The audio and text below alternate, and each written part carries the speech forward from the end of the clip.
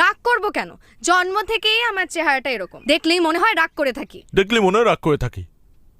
এই, তুই কি তোকে চেনাচ্ছিস আমাকে? আমি তোকে খুব ভালো করেই জানি। সমস্যা কি বল? সমস্যা কি তুই বুঝিস না? কথা নেই বার্তা নেই, হুট করে আমাকে ফোন দিয়ে বললি বিয়েটা আমি করে ফেলছি, জুই শুনছো? কেন কেন তোর বিয়ে করতে হবে?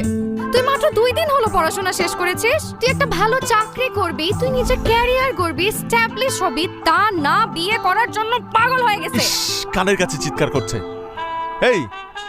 এই কথা তো তোর মুখে শোভা পায় না।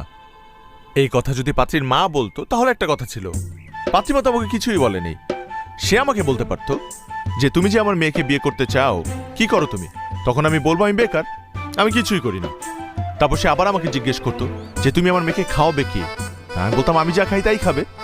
তারপর সে যদি আরো রাগান্বিত অবস্থায় আমাকে জিজ্ঞেস করতো